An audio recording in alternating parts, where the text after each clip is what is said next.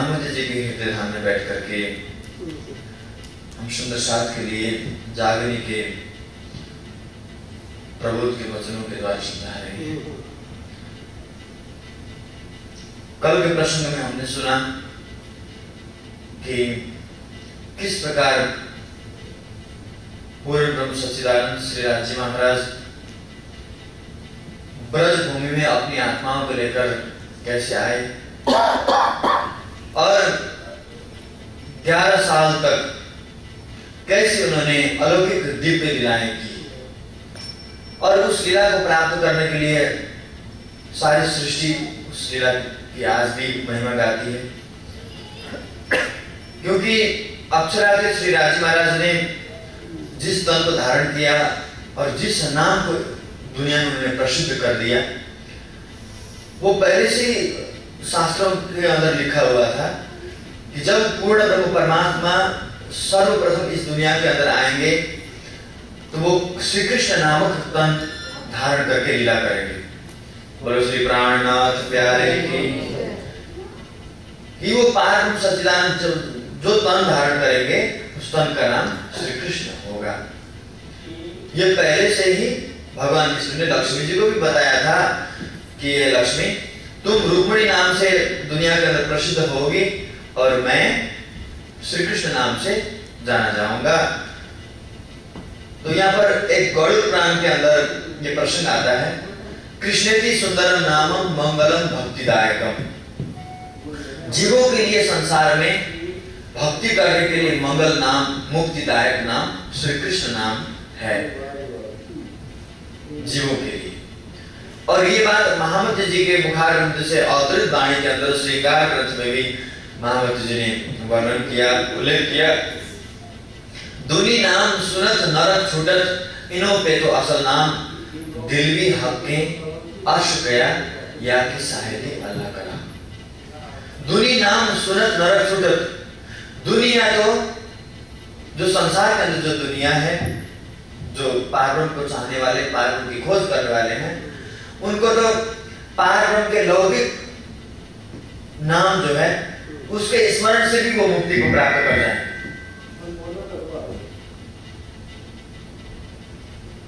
दुनी नाम सुनत नरक छूटत। दुनिया अगर है राजी महाराज, हे प्राणनाथ जी, इतना अगर ठंडी आंख के साथ राजी महाराज का नाम लेंगे दुनिया का कल्याण बना है। लेकिन दारोमदार जिम्मेदारी जो परम धाम के अंदर अक्षराधि राजी महाराज के चरणों में जो सखियां वायदा करके आई हैं, उनको उनके ऊपर सारी जिम्मेदारियां हैं। सवा शेर सूत उनको काटना है। बोलो श्री प्राणनाथ प्यारे की। जागो अने जगाओ। खुद जागो सबसे पहले, अपनी जागृति सबसे पहले है और फिर औरों की जागृति। आत्म जागृति ही हमारा परम लक्ष्य है। और जिसने आत्म जागृति को अपने परम लक्ष्य बनाया है और उसके दिल को, उसके हृदय को राजी महाराज अपना धाम जरूर बनाते हैं और उसके दिल को अपने धाम बना करके ही अपनी उसकी आत्म जागृति भी होती है और वो भी कराते हैं। बोलो श्री प्राणनाथ प्यारे की। तो ब्रज के अंदर राजी महाराज का प्रकटन हुआ और विभिन्न प्रकार के लीलाएं हुई। अनेकों प्रकार के बलाओं से, अनेकों प्रकार के कठिनाइयों से राजी महाराज ने अपनी ब्रह्म सृष्टियों की रक्षा की। क्योंकि उन्होंने कहा है वाणी के अंदर कि दुख न देव फूल पाखड़ी देखो शीतल नैन, सुख देव सबो अंगों बोलाम मीठे बैन। कोई अगर कहे कि फूल के पंखुड़ी से मारने पर चोट लगती है, कोई कहे अवल तो उससे दर्द होता ही नहीं है, लेकिन अगर कोई कहे कि वहां उससे मुझे दर्द होता है, लेकिन राजी महाराज कहते हैं कि उतने दर्द मैं अपनी ब्रह्म आत्मा को दे ही नहीं सकता। मैं चाहूंगा तो कि मेरे बस की बात ये नहीं है कि मैं अपने आत्माओं को दुख दे सकूं। जो दुख मेरी रूहन को तब सुख कैसा मोहे। अब हम तुम एक वतन के अपनी रूह नहीं धोए, जो दुख मेरी रूहन को तब सुख कैसा मोहे। जब मेरी आत्माएं स्वयं ही इस माया के अंदर दुख में झुलस रही हो तो मुझे कैसे चैन होगा? इसलिए अक्षरार्थ ये चौपाई में कुछ विरोधाभास है। जो अक्षरार्थ है और उनको दुख होगा तो कैसे अक्षरार्थित है? समझने वाली बात है। जो अक्षरार्थ आनंद का सागर है, आनंद प्रेम का भंडार है, दुख उसके अंदर नामो निशान नहीं है उस धाम के अंदर, तो फिर जो चौपाई में क्यों कह रहे हैं कि जो दुख मेरे रोहन को तो अब सुख कैसा मोहे? मेरी आत्माओं को दुख अगर होता है तो मुझे सुख कैसे होगा? ये ज्ञान का भाव है। परम धाम के अंदर दुखों का नाम निशान नहीं है। यहाँ जो आत्माएं तनों को धारण करके सुलताएं जो है परम धाम से आकर के नश्वर तन को धारण कर रखी है, और वो नश्वर तन के अंदर जो दुखों का पहाड़ टूट पड़ता है और आत्माएं उस तनों को लेकर बैठी हुई है, तो तनों को जो दुख भुगतना पड़ रहा है राजी महाराज वो भी सहन नहीं राजी को। इसीलिए कहते हैं दो तन तले कदम के आत्म पर आत्म। हम कभी भी किसी भी क्षण राज्य से अलग नहीं है, न परधाम में न यहाँ के संसार में। अपनी आत्माओं को एक पल भी वो अलग नहीं कर सकते हैं। राजवार हम जहां भी जाते हैं, हम मंदिर तक यहाँ आए हैं तो हमारी कोई बस की बात ही नहीं है कि हम मंदिर में आ जाए अपने तरफ से। कभी हम चाहते हैं हमें सत्संग में जाना चाहिए, मंदिर में जाना चाहिए, सुंदर साथ के समागम में हमें उपस्थित रहना चाहिए, दिल चाहता है, लेकिन ऐसी मजबूरियां खड़ी हो जाती है हम नहीं जा पाते। राजी चाहते हैं those who choose the Lord they are already chosen by the Lord। हम राजी महाराज के चरणों में कभी आ पाते हैं जब वो अंदर से प्रेरित करते हैं कि नहीं तुम जाओ आज। जब वो बाजू पकड़कर लेकर आते हैं खींचकर, तभी हम आ पाते हैं, नहीं तो हमारे अंदर इस माया के अंदर ऐसी बुद्धि कहां से आएगी? और जिसको कृपा करते हैं यह ते ही खड़े रहे जाके घनिए पकड़े हाथ। राजी के चरणों में वही आ सकता है जिसको वो बाजू पकड़ करके अपने चरणों में लाते हैं। तो कभी भी हमें राजी महाराज मेहर नहीं करते ऐसे हमें शिकायत की भाषा कभी भी बोलना नहीं चाहिए, क्योंकि उनकी कृपा से ये तन मिला, आत्म को ब्रह्म ज्ञान मिला, जीव को भी मंजिल मिल रही है, और सुंदर साथ का जमात मिला, सुंदर साथ का प्यार मिला, सब कुछ मिला, सदगुरु मिले, ब्रह्मवाणी मिली। तो अब इसके ऊपर मेहर करना तो कुछ बाकी नहीं है। सब भी वतन से भंडार खोल दिया, खजाना खोल दिया, कुछ भी बाकी नहीं है। बोलो श्री प्राणनाथ प्यारे की। तो कल जो है हमने सुना कि नवमी के दिन बधाई देने सखियां आ गई, सब लोग ब्रज की जो है सुंदर मोहनी लीला के पीछे तो पड़ गए, लेकिन अंदर बैठ करके लीला करने वाली शक्ति कौन थी वो किसी ने भी नहीं पहचाना। छर अक्षर के पार है अक्षराधिक आधार, बिना संबंध न पाए कोटि करे आचार। यशोदा मैया भी श्री कृष्ण जी को अपने पुत्र ही समझती रही और उनको वात्सल्य प्रेम तो मिला, लेकिन परम प्रीतम के रूप में उनको नहीं मिला। परम जो है ब्रज में आने वाले जो परम सच्चिदानंद हैं, प्रीतम के रूप में, अपने आत्म के भरतार के रूप में, आत्म के पति के रूप में तो मात्र ब्रज के गोपिकाओं को ही मिले और किसी को नहीं मिले वो। तो कल हमने सुना ब्रह्मा जी का किस तरह से मान मर्दन हुआ कि प्रेम के सामने कुछ भी नहीं। हमारा प्रेम ही जीवन है और ब्रह्म ज्ञान ही अमृत है। हमारे जीवन के अंदर प्रेम नहीं है, एक दूसरे से हम प्रेम नहीं कर सकते। प्रेम में कभी भी स्वार्थ नहीं होता है। Love is only giving. प्रेम खाली देना ही देना जानता है। प्रेम राज्यवाला का स्वभाव क्या है? हक को और काम कछु नहीं, जो देवे रूहो लाड लज्जत निष्ठे। राजी महाराज सखियों से कुछ भी अपेक्षा नहीं करते हैं, वो उनको देना ही देना। नित्य नए नौतन लीलाओं को करते हैं और सखियों को लगता है कि ये सुख तो कल लिया ही नहीं था, और दूसरे पर लगता है ये तो दूसरा, वो पहले पर में तो दूसरा था, ये दूसरा हो रहा है। ऐसे नए नए नवीन प्रकार की लीलाओं को का रस निकाल करके सखियों के हृदय में डालना मेरा जी महाराज के स्वभाव के अंदर आता है। तो ब्रज के अंदर जब सखियां धीरे धीरे, क्योंकि श्री कृष्ण जी तो 8 घंटे 9 घंटा के बाद थे नवमी के दिन, सखियां बधाई देने आ गए, सब बधाई दिया, राज महाराज ने सबको पहचान हो गई कि राज महाराज ने ऐसे करों को धारण किया। और धीरे धीरे जब सखियां बढ़ने लगी, उम्र बढ़ने लगी, शादी हो गई, एक आध बच्चे हो गए, तो परधाम का नाता सब भूल गए और माया के ही रिश्तों ने जोर पकड़ लिया। अब जो है श्री कृष्ण जी की उम्र 11 वर्ष की होती है। इंद्र कैसे श्री कृष्ण जी के चरण में आए, कल हमने सुना, इंद्र को माफी कर दिया। और जब 11 वर्ष की उनकी आयु हो जाती है, तो एक दिन श्री कृष्ण जी कहते हैं सखियों आज बहुत मौसम सुंदर लग रहा है, चले वृंदावन चलते हैं, कुछ वहां पर नाम तय करेंगे। तो सखियों ने एकदम से कह दिया, ऊपरी मन से बिल्कुल कह दिया कि अरे कृष्ण तुम्हें शर्म नहीं आती, गलियन में दुर्जन देखे तो भी नहीं विचार, तू कामी कछु न विचार ही पर सासुरी देगा।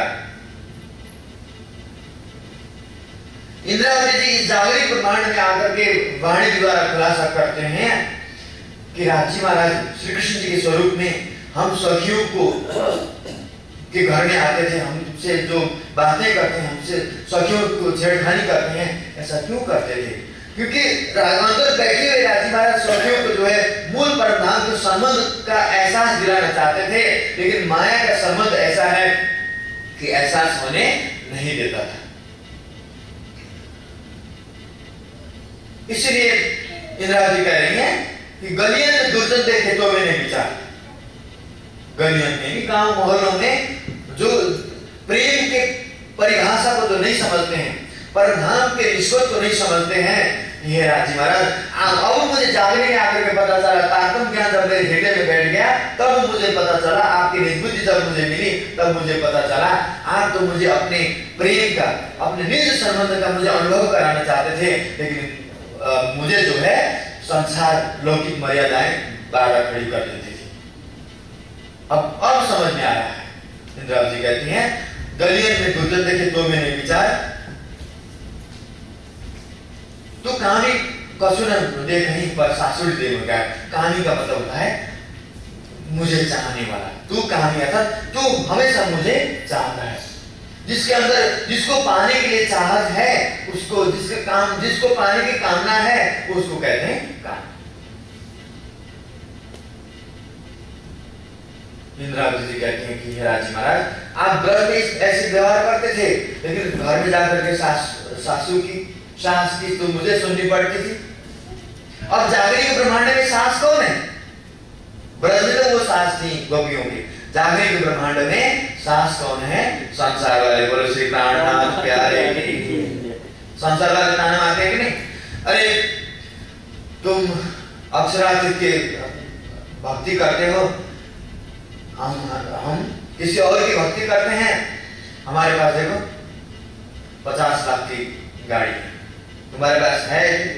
अब जो दिल से जिस नशात की पहचान राजी की नहीं हुई है, वो तो बिल्कुल सोच बैठेगा कि अरे है सचमुच में बात, राजी की हम भक्ति करते हैं, लेकिन दुनिया वाला कितना मालामाल कर रखा है और हमको जो है कुछ भी नहीं है। तो वो माया के लहरों की परछाई जब सुंदरता घेरे में पड़ती है, सुंदरता सोच बैठता है, तो ये है। और संसार वाले ताना मारते हैं। श्री जी जब जागरिक अभियान लेकर के निकलते हैं, शुरू से लेकर 400 साल की ये कहानी है। जो भी कोई परमहंस जागरिक के अभियान को लेकर के निकले हैं, उनको दुनिया की सुननी पड़ी है। दुनिया के अंदर आप संसार को फूल से बरसाओगे तो संसार आपको पत्थर बरसाएगा। दुनिया के फूल के माला पहनाएंगे तो संसार आपको जूते का माला पहनाने के लिए पीछे नहीं हटेगा। बोलो श्री प्राणनाथ प्यारे की।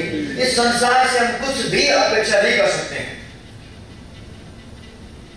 कोई मेरा भला करेगा अगर हम ऐसे सोचते हैं तो ये हमारी नादानी है। कोई किसी का कुछ भी भला नहीं कर सकता है, भला कर सकता है तो अक्षराधिक है, धाम धनी है, नेहर के सागर हैं, वही कुछ कर सकते हैं। संसार के रिश्तों में तो स्वार्थ ही छिपा है। जीसस क्राइस्ट जो ईसा मसीह जो है दुनिया पर उनकी क्या स्वार्थ है? प्रेम का संदेश लेकर दुनिया को देने गए तो उनको सूली पर चढ़ा दिया। गौतम बुद्ध जो है शांति का संदेश देकर पूरे संसार में भ्रमण किए, उनको पत्थर बरसाया लोगों ने। बोलो श्री प्राणनाथ प्यारे की। तो इसीलिए महापुरुष के जीवन में दुख सुख आता है, लेकिन वो उसको उसी तरह से निकाल देते हैं जैसे सूरज उगते समय भी लालिमा होती है और डूबते समय भी लालिमा होती है। रामचंद्र जी को पहले अगले दिन कह दिया कि पहले से निश्चित था, अगले दिन कह दिया कि कल तुम्हारी गाड़ी अभिषेक होगी और तुम कल से जो है इस गद्दी के उत्तराधिकारी बनोगे। लेकिन होता क्या है, विधि की विडंबना, जिस दिन उनको गाड़ी अभिषेक करना है ब्रह्म मुहूर्त में उनको ये पता लग जाता है कि मुझे 14 वर्ष के लिए वनवास को जाना है। अगले दिन उनको पता चला कि मुझे गाड़ी पर बैठना है, तो भी चेहरों उनके हृदय में कोई खुशी नहीं है। वो सोच रहे ये तो जुआ है, मेरे गले पड़ने वाली है और निभाना पड़ेगा मुझे। और दूसरे दिन सवेरे जब जिस दिन बैठा था पता चला कि आज सवेरे ही मुझे अब वनवास को जाना पड़ेगा, तो भी चेहरे पर कोई शिकायत नहीं, कोई शिकन नहीं। और उन्होंने ऐसे रिश्तों को जो है पवित्रता के साथ ले लिया। संसार के अंदर शौच की नाता जो है बहुत कड़वाहट भरी होती है, लेकिन उन्होंने रामचंद्र जी ने देखे प्रणाम करने जाते हैं, और उससे पहले नहीं, पहले कह के भी प्रणाम करते हैं, उनसे आशीर्वाद देते हैं और उनको कृतज्ञता व्यक्त करते हैं कि ये मैया लोग तुम्हें, अब मैं जा रहा हूं, तुम्हें जरूर नाम लगाएंगे, बहुत सारी तुम्हें सुननी पड़ेगी, लेकिन तुमने जो मुझे कृपा की है वो तो मुझे जन्म देने वाली मां ने भी कृपा नहीं करी। क्योंकि ये अगर मैं गद्दी पर बैठ जाता तो मुझे राज्य की जिम्मेदारी तो वहन करना पड़ेगा, लेकिन जो तुमने मुझे 14 वर्ष का वनवास जो दिया, इसमें मैं परमात्मा का चिंतन करूंगा, ईश्वर का चिंतन करूंगा, अध्यात्म के चिंतन करूंगा, समाधि में मैं लीन हो जाऊंगा। तो इससे सुंदर अवसर मुझे क्या चाहिए? रामचंद्र जी कहते हैं कि इसके लिए मैं तुम्हारा हमेशा जन्मों जन्मांतर तक मैं तुम्हारा ऋणी रहूंगा। बोलो श्री प्राणनाथ प्यारे। तो महापुरुषों के जीवन में चंद्रमा के चांदनी में भी गर्मी की कल्पना कर सकते हैं हम, लेकिन महापुरुष के जीवन में ऐसी शीतलता होती है। चंद्रमा के अंदर हम दाग धब्बा देख सकते हैं, लेकिन महापुरुष के जीवन में वो कल्पना नहीं कर सकते हैं। उनके जीवन जो है निर्मल जल धारा की तरह प्रभावित होता है और सारे संसार में उस जल के शीतलता से वो आलोकित करते रहते हैं। तो श्री कृष्ण जी ने कहा कि सखियों चलो वृंदावन, तो सखियां कहती कि नहीं, तुम पर पुरुष हो। जब प्रेम साइलेंट हो जाता है, गौण हो जाता है, आत्मिक नाता जब छुप जाता है, सांसारिक नाता जब आगे आता है, पकड़ लेता है, तो अंदर जो है अनेकों प्रकार की भावनाएं पैदा होने लगती है। सखियां धीरे धीरे जब उनके परिवार हो गए, सब कुछ हो गया, अब आज श्री कृष्ण ने कहा कि चलो चलते हैं वृंदावन, तो सखियों ने कहा कि नहीं, तुम परपुरुष हो, हम कुलवती नारी हैं, तुम्हें ये कहते हुए शर्म आनी चाहिए कि हमारे पास बच्चे हैं, पति हैं, सब कुछ हैं। तो राजी महाराज ने अंदर से सोचा कि अब सखियों को जो है अब समझाने पर ये समझने वाली नहीं है, माया का नाता जोर पकड़ लिया है इनको, इसलिए अब इस ब्रह्मांड में मुझे शायद अब रहने से कोई फायदा नहीं है। तो राजी महाराज ने क्या किया, शरद पूर्णिमा का दिन था, 52 दिन तक वियोग की लीला हो गई, 11 साल तक जो है मिलन की लीला हो गई, और 11 साल और 52 दिन जो है 11 साल पूरा हुआ, राजी ने कहा, सखियों ने मना कर दिया, तो 52 दिन तक 52 डेज तक जो है राजी भी मिलने नहीं जाते, सखियां भी मिलने नहीं आती। फिर भी राजी की तो चाहना होती है, यमुना के किनारे भी जाकर खड़े होते हैं और बंसी भी बजाते हैं, लेकिन सखियां नहीं आती हैं। जब इतना होने पर भी जब देखा तो नहीं कुछ हो रहा है, तो एक दिन शरद पूर्णिमा का दिन था, दिन में सवेरे दोनों भाई कल्याण जी और बलदाव जी के साथ गौओं को चराने वृंदावन में जाते हैं। सांझ का समय हुआ, जब घर लौटने का गौओं को लेकर लौटने का समय जब होता है, तो बलदाव जी को कह दिया कि मैं कल्याण जी के साथ आ जाऊंगा, और कल्याण जी कह दिया मैं बलदाव जी के साथ आ जाऊंगा। दोनों को चकमा लेकर के कृष्ण जी वहीं पर रह गए और दोनों भाई आ गए, और जिस तन को उन्होंने धारण किया था, बोलो श्री प्राणनाथ प्यारे की, तन को धारण किया था विष्णु भगवान का तन, और तन का नाम था श्री कृष्ण। उस तन से राजी महाराज आवेश में अलग हो गए और विष्णु भगवान जी को कहा कि भगवान विष्णु जी, आपने मेरे सेवा में 11 साल 52 दिन तक जो ये सेवा में आप रहे, इसके फल आपको मिल जाएगा कि आपके जीव को जो है, जो निराकार से कभी भी आपका जीव पार हुआ नहीं, और आप उसी को पाने के लिए आप, इसीलिए आप लक्ष्मी जी ने प्रश्न भी किया है, नहीं क्या आप किसका ध्यान रखते हो, तो आपके जीव को जो है मैं मुक्ति दे दूंगा सदा सर्वदा के लिए। किसी को कुछ काम लगाते हैं तो कुछ देना पड़ता है, तो भगवान विष्णु को जो है राजी महाराज ने उस तन को धारण किया और वो तन उनकी सेवा में रहे, तो उनको जो उनके फल क्या मिला, हमेशा हमेशा की अखंड मुक्ति मिला। तो 11 साल 52 दिन वाले जीव को बाल मुकुंद कहते हैं। अब रास में राजी प्रवेश करेंगे, बोलो श्री प्राणनाथ प्यारे की। श्री कृष्ण जी के तन को छोड़ दिया, भगवान विष्णु को वचन दे दिया कि उनको मैं मुक्ति दे दूंगा, और राजी महाराज ने जो तन धारण किया था उसको परित्याग कर दिया, और आत्म स्वरूप में यानी अक्षय के आत्म को लेकर के राजी महाराज योग माया में प्रवेश करते हैं। भागवत के अंदर वर्णन आता है, भगवान अभितारात्रि सर्वोत उत्फुल्ल मल्लिका विचरन्तु मानव चक्र योग माया उपाश्रिता। योग माया को ब्रह्मांड में गए, नया वृंदावन बनाया, नया जमुना जी बनाई, नया चंद्रमा, नई चांदनी, सब कुछ नया, सब कुछ बाग बगीचे नया बनाने के बाद अब राजी महाराज ने सोचा सखियों की जुदाई में कुछ साथ नहीं है, फिर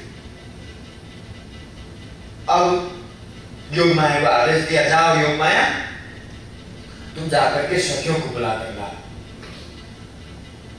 योग माया को भेज तो दिया, लेकिन राजी को जो है सोच रहे कि योग माया पता नहीं कितनी देर करेगी, तो तुरंत उसी समय उन्होंने अधर में जो है वेणु बांसुरी लिया, और बांसुरी को जब नाद किया, स्वर फूंकने लगे। भागवत में एक मंत्र आता है, उसको कहते हैं वशीकरण मंत्र, और खट्टू के अंदर भी वशीकरण मंत्र की बात इंद्रावती जी ने किया है। वशीकरण मंत्र क्या है? प्रेम है। इस संसार के अंदर भी कभी कभी वाननेस एक दिली हो जाती है, जिसको हम दिल से याद करते हैं, बैठे हैं दूर और मन ही मन बेताल होकर याद करते, उसे मिलते तो कितना अच्छा लगता, तो वो बंदा सामने हाजिर हो जाता है। तो जिसको दिल से याद करके पुकारा जाता है उसको कहते हैं वशीकरण मंत्र। अब क्या किया राजी महाराज ने? सखियों को याद किया, ओठ पर बांसुरी लगाई, तो जैसे उन्होंने सुर फूंका, सारे ब्रह्मांड ने सुना, ब्रह्मा विष्णु महेश शेष दिनेश गणेश सभी लोगों ने सुना बंसी की आवाज कहीं से आ रही है। सभी योगियों का ध्यान भंग हो गया, सब समाधि बैठे, समाधि भंग हो गया उनका। उस बांसुरी की आवाज में सारा ब्रह्मांड जो है नाचने लगा, थिरकने लगा, मंत्रमुग्ध हो गया, लेकिन घर किसी ने भी नहीं छोड़ा। बोलो श्री प्राणनाथ प्यारे की। बिना संबंध न पाइए कोटि करो। आवाज अब ब्रज के सखियों ने सुना। तो कोई सखियां जो है गाय धो रही थी, दूध निकाल रही थी, कोई बच्चों को नहला रही थी, शाम का समय था, कोई अपने पति को भोजन करा रही थी। तो जैसे ही बांसुरी की आवाज कान में पड़ती है, नंद बाबा ने भी सुना, यशोदा ने भी सुना, देवकी ने भी सुना, इधर वसुदेव ने भी सुना, सभी पूरे ब्रज मंडल के लोगों ने सुना, ब्रह्मांड ने सुना। लेकिन बांसुरी की आवाज सुना, बहुत अच्छा लग रहा था उनको। लेकिन सखियों ने जो है अपना अपना नाम सुना, बोलो श्री प्राणनाथ प्यारे। और वो बांसुरी की आवाज में ऐसा खिंचाव था, मानो ऐसा लग रहा था कि सांड सी लेकर के कोई उनके हार्ट को जो है, उनके हृदय को जो है खींच रहा है कोई। वहां एक पल भी माया के रिश्तों में, परिवार में उनको रहने की इच्छा नहीं हो रही थी आवाज सुनते ही। तो जो जैसे स्थिति में थी, सखियां घर से निकलती, पति को नहला रही थी, लोटा सिर पर फेंक दिया, भोजन करा रही थी, एक पग भोजन के थाली पर, एक बार पति के छाती पर, इस तरह से छोड़ करके गई।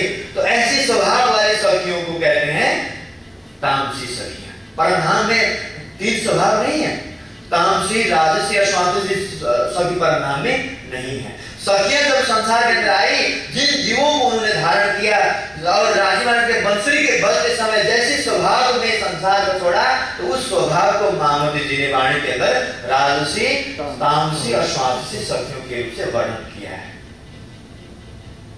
कई लोग जो है इन स्वभावों के कारण मूल विराग में 3 हावी बना बैठते हैं। वाणी कहती है कि कहीं आने जाने की कोई जगह ही नहीं है, पूरे खचाखच जीव मिल बैठी है बीच में, या ये विधवा है जैसे बैठी है, सब चौतरों में भराए के बैठी हुई हैं। तो और हमने सुरता से जाना भी है, तो हमें तो रास्ता की जरूरत ही नहीं पड़ती है। अभी आप कल्पना कीजिए कि आपके घर में चले गए, तो क्या मन को दरवाजे खोलने की जरूरत है? मन को न ताला चाहिए न दरवाजा चाहिए, कुछ नहीं, वो गया अंदर में पता नहीं क्या रखा है, सब कुछ देखता है मन, और यहाँ पहुंच भी गया, तब तो यहीं बैठा हुआ है। तो सुरता से ध्यान करते हैं, तो सुरता के लिए दरवाजा बंद होना खुलना ऐसा कुछ नहीं, न रास्ते की जरूरत है, सीधा जाकर के हमारी सुरता जो राजी की चौड़ में ध्यान लगाना है। बोलो श्री प्राणनाथ प्यारे की। और सखियां घर से निकलती हैं। दूसरी जो सखी हैं, देखा कि प्रीतम की आवाज बांसुरी में कान में आ रही है, कई दिन हो गए मिले नहीं, तो मिलना चाहिए। तो प्रीतम के पास जा रहे हैं तो हमको श्रृंगार कर लेना चाहिए।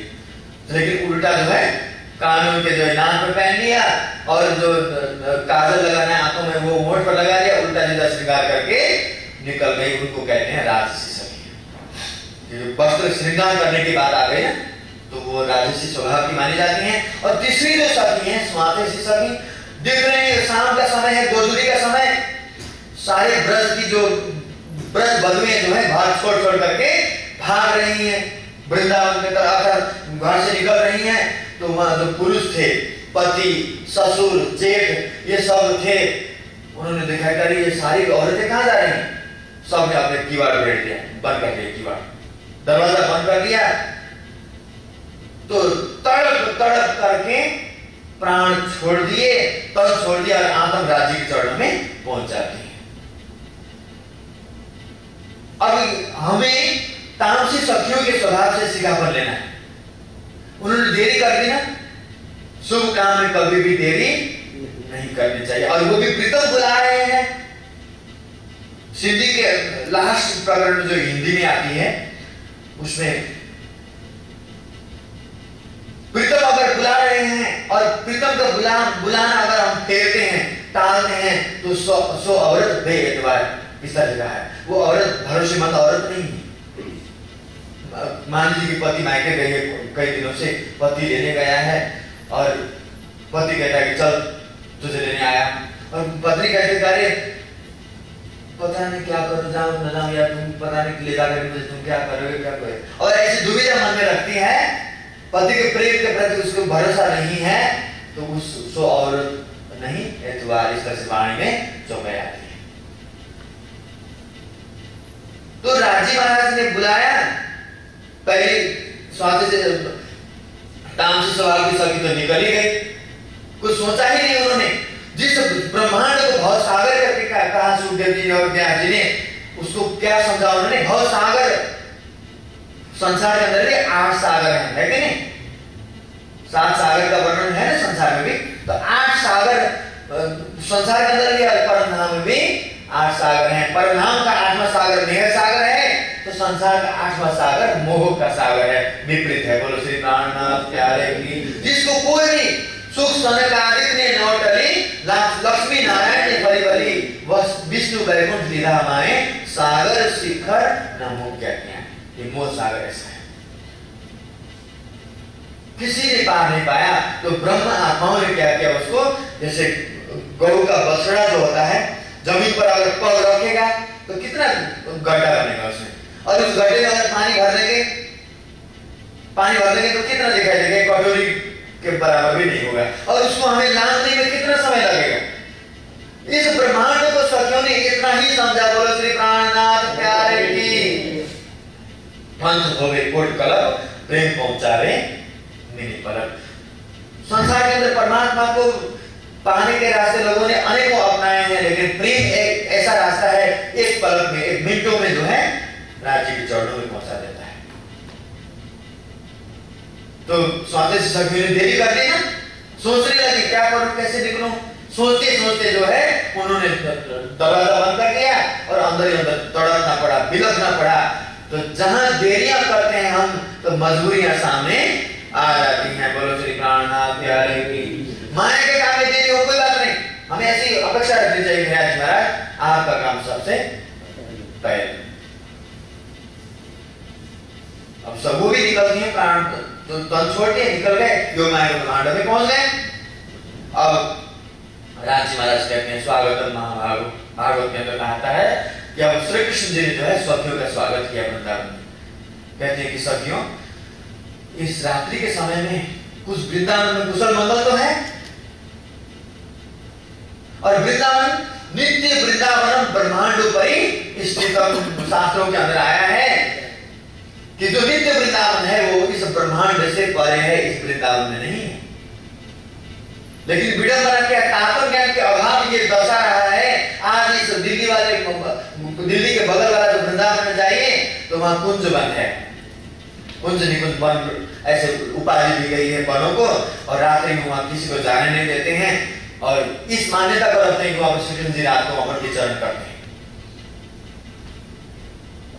लेकिन ऐसा नहीं, वो कुंज निकुंज वन इस दुनिया के अंदर नहीं है, वो योग माया के अंदर है या तो परमधाम के अंदर है।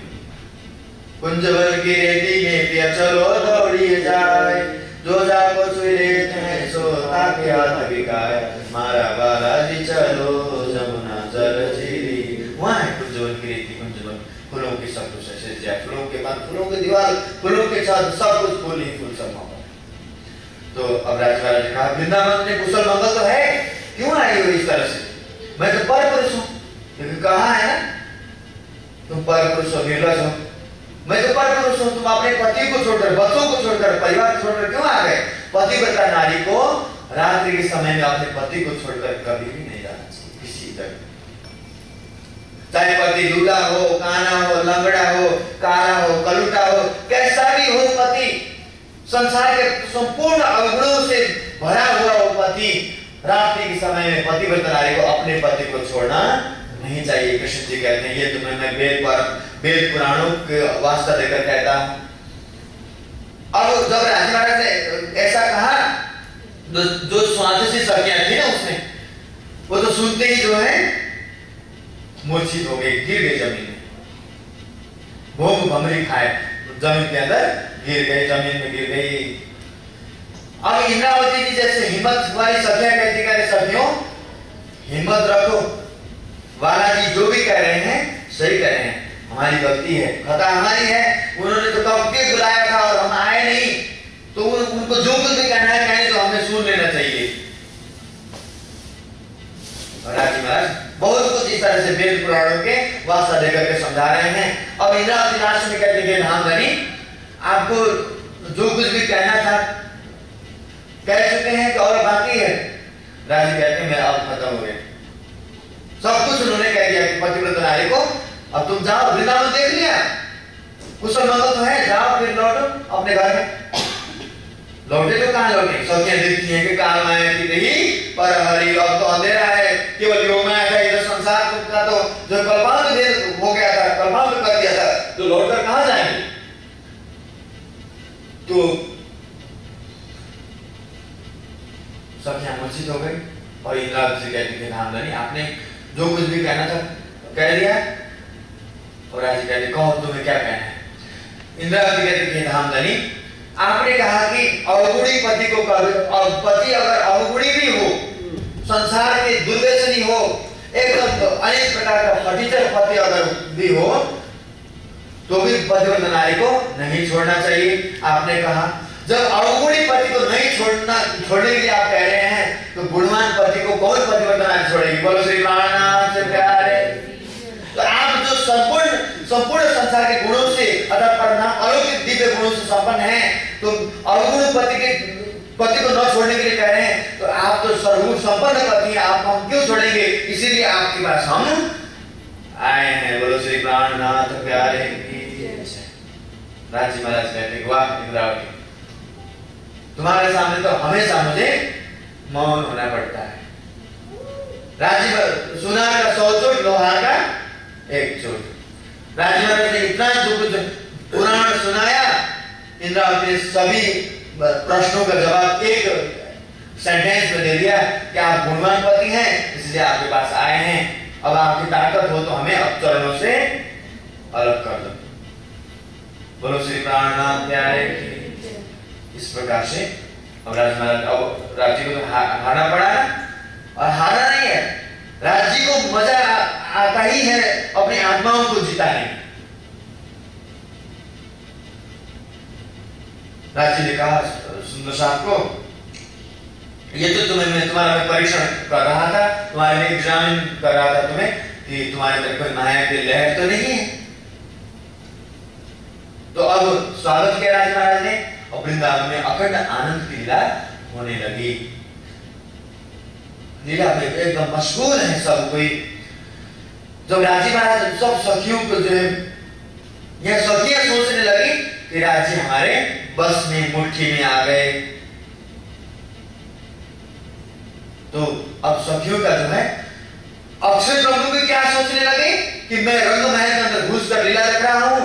सखियां सोचने लगी, उनको पता ही नहीं। अभी जिस कृष्ण कन्हैया के अंदर बैठे हुआ था, जिस कृष्ण कन्हैया को उन्होंने तो पर पुरुष देवता इत्यादि कहा था, सखियों को जैसे ही योग माया में आती हैं, तो सखियों को तुरंत अपने कहे हुए वचन पर पश्चाताप होता है, क्योंकि योग माया का ब्रह्मांड जागृत ब्रह्मांड है, तो ये काल माया का सपने का ब्रह्मांड है। यहाँ पर कह दिया जो कुछ अपने कहे पर उनको पश्चाताप होने लगा। वो हमने अपने पिता को क्या कह दिया? परपुरुष कह दिया, पश्चाताप हो गया। अपने धनी का पता चला, और ब्रज में धनी की पहचान भी नहीं थी, और घर कहाँ है वो भी पता नहीं था। लेकिन राज में जाने के बाद अपने धनी की पहचान तो हो गई, लेकिन घर कहाँ पर है ये पता नहीं है। तो सखियां समझने लगे यही परम धाम है, और अक्षय समझने लगे कि हम तो मूल में आगे रंग महल में घुस कर आनंद ले रहे हैं। बोलो श्री प्राणनाथ प्यारे की जय। मेरे राज रसिक मेरे श्याम श्याम, कब आओगे कब आओगे? मेरे राज रसिक मेरे श्याम श्याम, कब आओगे कब आओगे? मेरे राज रसिक मेरे श्याम श्याम, मेरे राज रसिक मेरे श्याम श्याम, कब आओगे कब आओगे? मेरे राज रसिक मेरे श्याम श्याम, कब आओगे कब आओगे? अब सखियों ने सोचा कि राज महाराज हमारे बस में आ गए, और अब सखियों को जो है दुख मांगा है ना, सखियों ने तो परिणाम दुख देखने के लिए मांगा है। तो ब्रज में तो कोई दुख हुआ ही नहीं, क्योंकि 11 साल 52 दिन राजा महाराज साथ में ही रहे और कोई दुख नहीं। 11 साल में भला क्या दुख होता, ब्रज को जो अष्टसिद्धि 9 निधियों से परिपूर्ण कर दिया था, किसी को मोहताज नहीं थे किसी चीज की, तो कोई दुख नहीं। कि दुख को मंगवाया है और दुख दिखाया नहीं तो कैसे होगा। थोड़ा सा अनुभव कराने के लिए लास्ट में अब राजा महाराज क्या करते हैं, अंतर्ध्यान हो जाते हैं, क्योंकि दुख मांगा है, दुख तो बताना पड़ेगा ना, तो दुख बताने के लिए राजा अंतर्ध्यान हो गए। तो सब सखियां भई मृतक समान, बोलो श्री कान्हानाथ प्यारे की, जीवन से बांधी आस, करने धनी सो प्रेम विलास। जैसे राजा महाराज निकलते हैं, अतः अंतर्धान हो जाते हैं, तो यह सखियां भई मृतक समान, मूर्छित हो जाती है सारी सखियां, बिल्कुल निष्प्राण हो जाती है सब कोई। अब फिर जो हिम्मत वाली सखियां हैं, इंद्रावती जी सिद्धांत है, सब सखियों को हिम्मत ढाढ़स बदवा करके सबको खड़ा करती हैं और कहती हैं कि देखो कुछ जरूर हमारे अंदर खोट होगी जो बालाजी हमको छोड़कर चले गए। सब सखियां दौड़ी दौड़ी जाती हैं, राधा जी के साथ विशेष लीला करने के लिए शायद राधा जी लेकर गई होगी, चलो राधा जी के पास चलते हैं। अर्थात अंदर कौन बैठे हैं, श्यामा जी महारानी की सुता बैठी हुई है, और राजा महाराज जिस तन को धारण किए हुए हैं उस तन का नाम हो गया बांके बिहारी। बोलो श्री कान्हानाथ प्यारे की। ब्रज वाला स्वरूप को बाल मुकुंद कहते हैं और रास वाले स्वरूप को बांके बिहारी कहते हैं। बांका का मतलब था टेढ़ा, टेढ़ी गिराए।